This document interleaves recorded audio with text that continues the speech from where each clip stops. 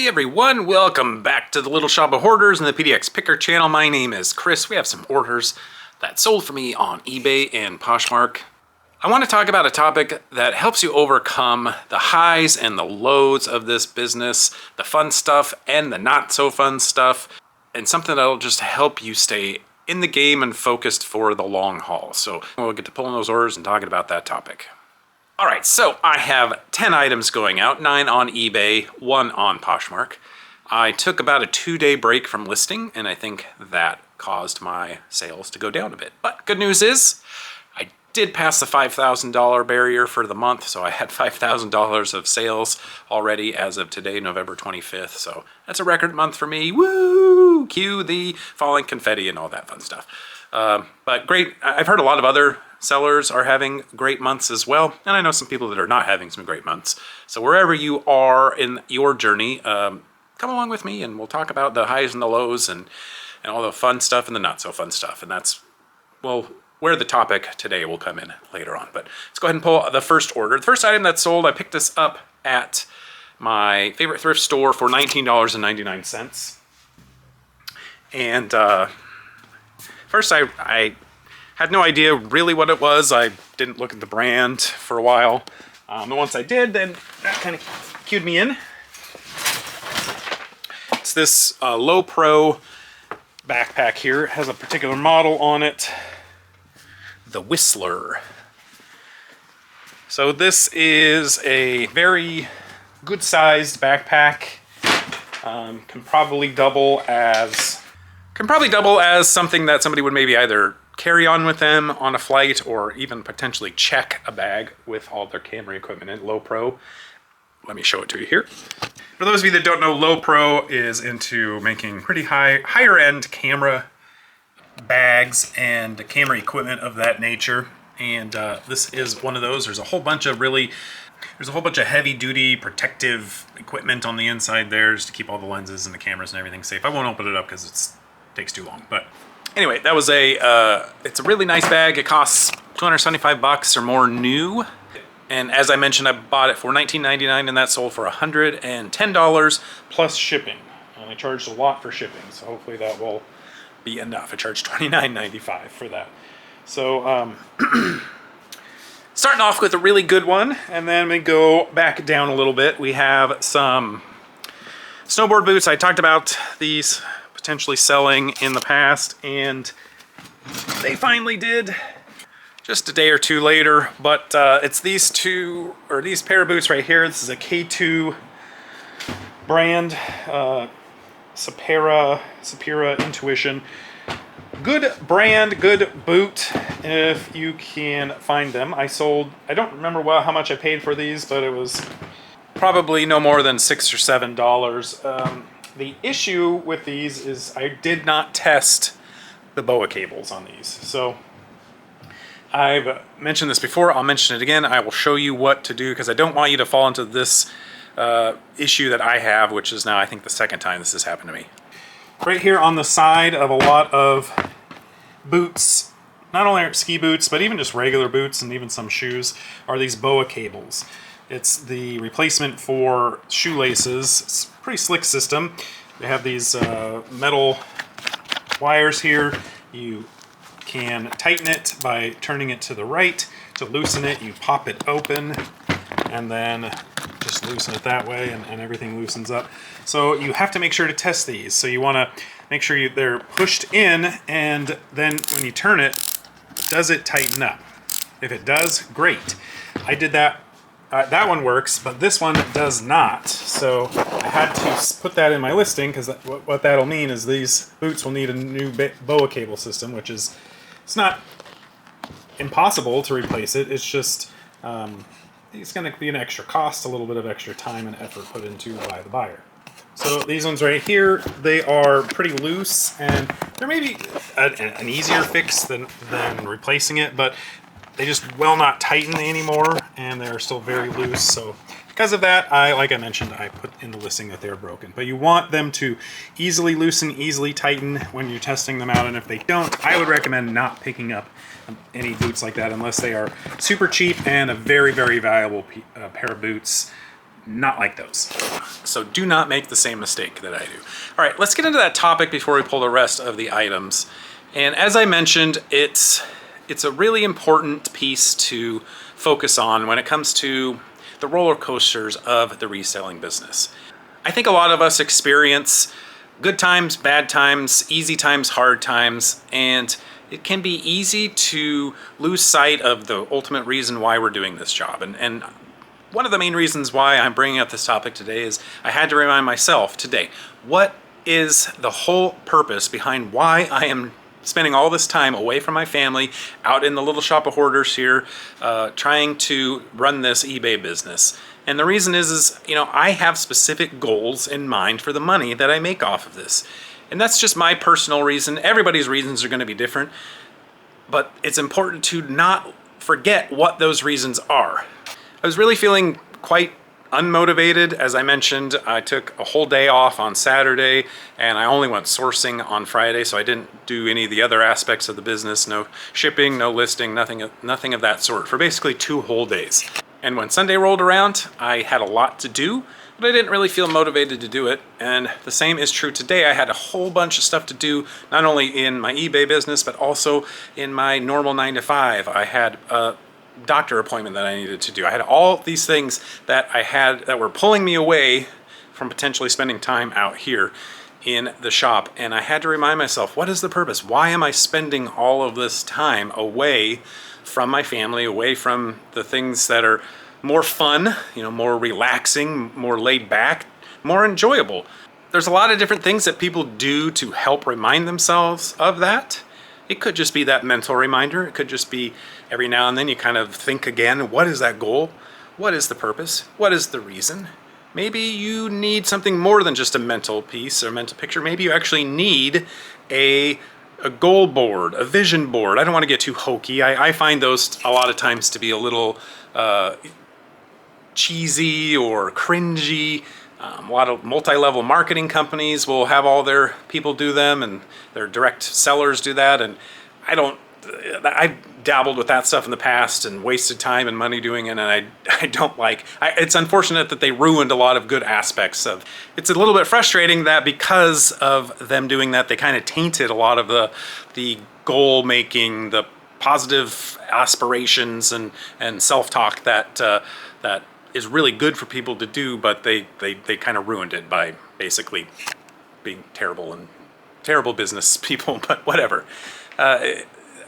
I want to not lose sight of the fact that that actually can be very important for people that are not doing multi-level marketing, direct sales businesses, but people like us who do eBay businesses and sell items online. We maybe need something to look at, turn and look at and go, oh yeah, the reason why I am in here instead of in my house with my family is because of this. And I'm pointing over to the wall. It's because of this. And so maybe you need to create something like that. You need to have a way to motivate yourself so that you can do the hard stuff now in here instead of being persuaded to go back in the house and do the easy stuff and maybe the more fun stuff. So you want the short-term pain for the long-term gain, right? So it's just a reminder. It's not rocket science. I'm not saying anything that you probably haven't heard 25 other people say, but maybe you haven't heard somebody say it in a while, so I wanted to bring it up today. Not only for you guys, but also for myself, because like I mentioned, I really didn't want to be in here today. Let's go ahead and pull the rest of the orders. Start with we'll go back to Poshmark here. I sold a Eddie Bauer shirt that I picked up at the Goodwill outlet. And I have to admit, I was a little bit hesitant when I first bought these. I bought 2 of them. One of them was ready to sell right away. The other one I needed to do a little extra cleaning on. So I sold the other one several months ago. And then I finally did the cleaning and listed this one, and it sold for $27 on Poshmark. It's vintage Eddie Bauer. It is the Elkhorn Twill shirt. Let me show it to you here real quick. It's kind of that heavier canvas, just a button-up, casual button-up shirt. vintage Eddie Bauer. I think it's made in the USA. Yeah, made in the USA. Of course, you can't see that, but you can imagine what it says. You know, this is not perfect. It has some condition issues, a couple spot. That wasn't a spot, but that is a spot. I knew there was one spot on here. But that, you know, I picked it up for $2 probably at the Goodwill outlet, and it sold for $27. The other one I sold for right around the same amount, probably about $25. Charged a little bit more on Poshmark because of the higher Poshmark fees, and it worked. I sold another Scentsy item. Still, I mean, I've made all my money back, so I'm 100% in the profit at this point. What sold is a Happy Holidays plug-in light thing. I'll take it out of the box here. It's not really packed in there that tight. So again, it paid $2 for all of these, but I'm 100% in the profit at this point. That sold for $14.95 plus shipping. No big money items in these Scentsy buys, but slowly but surely I am selling them all. So this is what it looks like, a mug, kind of like a hot cocoa mug, and you put the Scentsy stuff on the top. There's a plug-in light that fits down there in the bottom. But anyway, still a little bit bummed that it wasn't the home run that I thought it was in terms of the Scentsy buy. Speaking of not the home runs that I thought they were, in my last video, I mentioned this doll that I picked up at an estate sale for $8. This one here, these are called composite dolls, and as usual, not as usual, but like what happens a lot, I didn't do a great job of comping these. I thought this might be worth $80 or $100 or more, but there's actually a specific one that the eyes are turned to the side. It looks like they're called like shifty eyes or something like that. And those are the ones that are worth a lot. They're a little bit more well-known, I guess. This one, similar style, but it's not that eye turned to the side look. So I think this will probably, if it sells or when it sells, which might be a while, probably only get $30 or so for it. So not nearly the home run that I thought it was. But I wanted to point that out, just in case we have any doll experts that watch the channel, and we're going to point out that I was wrong on that originally to begin with. So I did a little bit more research and found out on my own that I was wrong. Don't know how much better that is, but still better. All right, this next item, better sale all around. This is a vintage True West swimming parka. On the back here it says Linfield, which is for Linfield University, which is a local university in the Oregon area, about 35 miles outside of Portland. And so this is for swimmers to put on after the races or in between races to help keep them warm. From the 90s, it's got kind of the fleece lining on the inside. I picked this up for $20 at a kind of a swap meet of sorts called Thriftapalooza. It's got a hood on it. Very cool piece. These are collected, I think, by some people. I don't think somebody is gonna, I mean, maybe a swimmer will buy this and use it nowadays, but there's actually 2 of these that have sold in the last year from Linfield. Don't know how many of them are wherever in existence, but kind of funny that 2 have sold. And that one sold for $59.96 plus shipping. So I did pay up for it. I was buying that and a Carhartt vest from the same vendor, and paid $40 for the 2 of them, so basically $20 each on that one. But that was cool. I just liked it. I've never been on a swim team or anything, so I wasn't aware that a swim parka existed. But I thought that was cool. Definitely makes a lot of sense. You know, it's probably pretty chilly when you get out of the pool from time to time, depending on where you're swimming at. So I'm sure it's nice to have something warm to put on to help keep you from shivering to death. Kind of surprised this sold. When I bought it, pretty sure I didn't comp it. It was just $1. It's this vintage Tweety Applause Tweety Bird mug from 1995. Different scenes from different Looney Tunes Tweety Bird cartoons. And that sold for $18, free shipping. Probably cost around, I don't know, $9 to ship it or so, because those things are heavy. So it's one of those, it was definitely one of those scenarios. I was at, there was like a neighborhood garage sale in this cul-de-sac. There were, I think, 3 homes in this cul-de-sac that were all selling stuff, and I wasn't finding anything to buy at any of them, and so I decided to just pay the $1 for this. It was over this summer, so it wasn't like I've been sitting on it for years. Yeah, it was one of those scenarios where I do fall into that trap.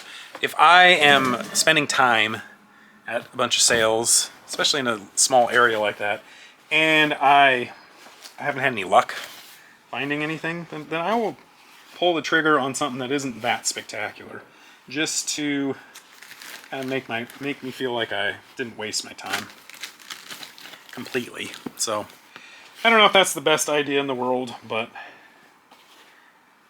and I don't do it that often, and I'm not gonna spend a lot of money. So, you know, I only spent $1 on it, so I felt okay doing it for that reason. I'm not gonna be dropping $10 or something on an item just to say that I didn't waste my time. Pretty sure these are the pants that sold. No, they're not.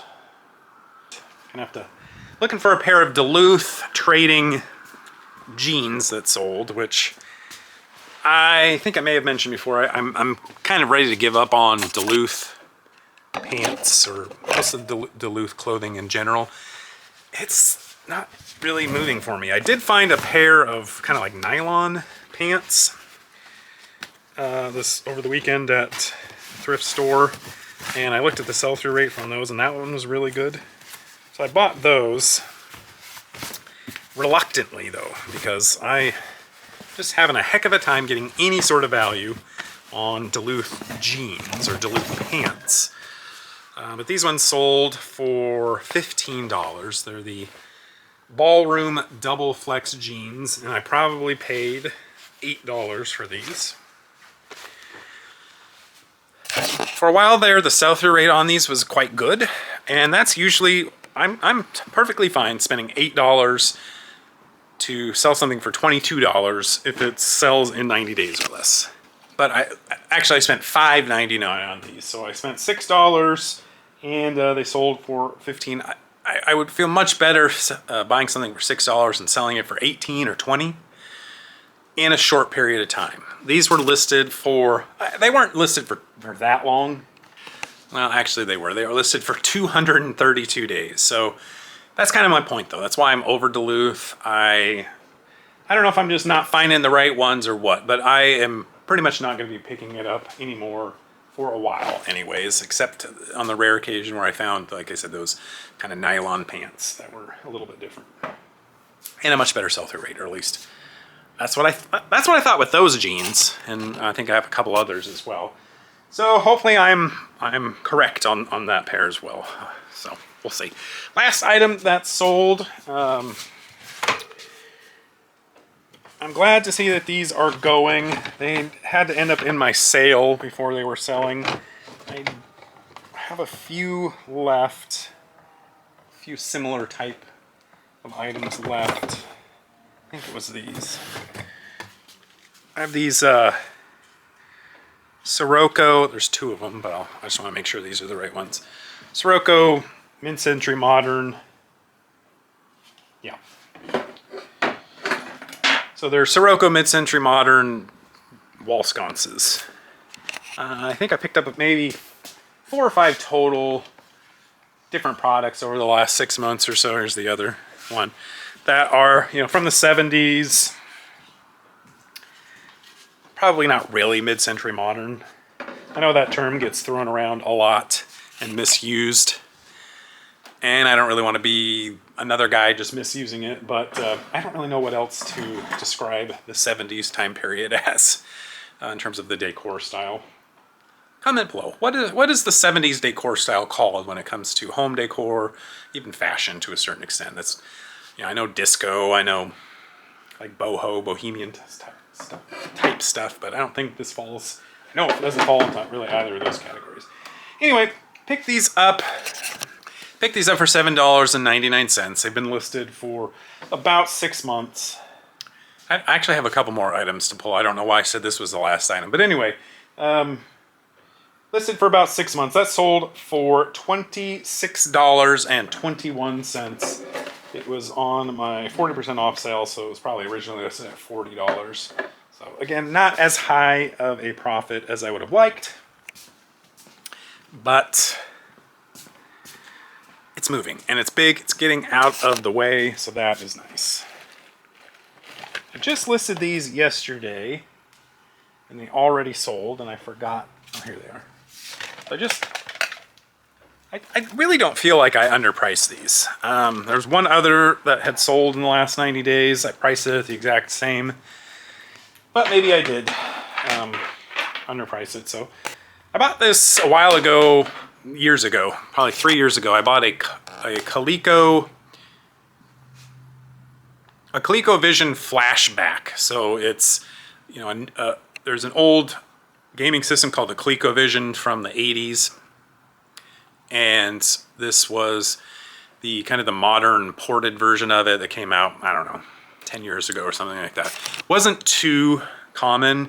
You know, it wasn't nearly as common as the newer Nintendo, Super Nintendo, Sega Genesis, those newer versions of those that have come out. And so because of that, the resale value on those is pretty good. You can usually resell them for 80, 90, 100 bucks or more. Well, I bought one and ended up that it didn't work. There's some sort of feature that happens where it's just the colored bars on the screen and nothing else happens. I guess it's a relatively common issue with those ColecoVision flashbacks. I spent like $57, something like that, for, you know, plus, you know, including shipping and the cost of the item. So I spent a lot of money, but I was hoping to keep it for myself originally, and then when I was done playing it, I was going to resell it. Well, couldn't do either of those things, except I was able, I realized I could take off the controllers, because there's two controllers and they should work fine. And I sold those for $24.95 plus shipping in a day. Maybe I could have asked for more. There also are some overlays that go over the buttons, basically like pieces of plastic that you can slide into a slot here on the side, and it will, you know, the buttons will mean different things for different games. So I'm selling those separately as well, trying to get at least some of my money back. I'm hoping to sell those for $10 plus shipping. This one is $25 plus shipping, so get about half my money back. But just making lemonade out of lemons, because well, I was this close to just tossing the item, the console, before I thought, hey, maybe I can sell something off of it. And so I'm glad I did. Made a little bit of money. Two more items. We got a shirt that I was stoked to find when I found it. It's by it's a Robert Graham shirt. I have never heard of Robert Graham, or I had never heard of Robert Graham, but there was a guy that I've watched on YouTube for a while. His channel was Forest Resells. Younger kid down in the Phoenix area. Really liked his channel. He would go to a lot of consignment shops, or maybe one consignment shop in particular in the Phoenix area, and he might spend $60 on an item, but he would sell it for, you know, $250 or more. There's all sorts of different price points that he would buy things at, but anyway, there's certain Robert Graham shirts that sell for $250, $300. This is definitely not one of them. It's this shirt here. Picked it up for probably $4, I think is what it was. I think it was $3.99 at my favorite thrift store. It's a designer brand. Can sell for a lot of money. Not this one though. This one sold for $15 plus shipping. Took a while. I don't know if it was the pattern, the material, something about it. Just wasn't quite as desirable as some of the other ones. Here's a close-up of the pattern. It's not colorful. There's like super colorful ones, and kind of more busy patterns, even busier than this. Those are the ones that seem to sell the most. So I think the lack of color on this one was the biggest downfall to it. And then the last item to sell was a glass bird that I bought. I bought 4 glass bird figures from a garage sale. 2 of them were Murano, and they had Murano stickers on them. So I knew that those were, or I assumed that those were going to be good, and they were. I sold those for like 36 bucks in just a matter of a couple of days. This is the one that sold. It is a Murano style, you could say. I guess these are Chinese made. I had somebody who, well, after I posted these, she sent me a really nice long message giving me some details about these and how you can tell that those are Chinese based off of the direction that the beak points. So for those of you that buy glass birds in particular and you don't know whether or not they are Murano or any of the copycat styles, this one here she was pointing out, because you can see how the beak points up. According to this random woman who messaged me, because of the beak pointing up, that means it's not Murano. Beak's pointing down, I guess. Maybe it's Murano. Interesting. I don't know. Take that with a grain of salt. Again, this is just some random person on the internet. But long story short, that sold for $16.95 plus shipping. Again, definitely not as good as the Murano, but it was a nice little lesson to learn about the glass pieces that I did find. So that's going to do it for today's video. Thanks so much for watching, and please like this video if you did and subscribe to my channel to get more content like this in the future. Good luck with all of your reselling ventures out there. I hope you stay motivated and find out the why for why you're doing this business, why you're spending all the time away from your family out here instead of in there. Good luck with everything. We'll catch you on the next video. Bye-bye.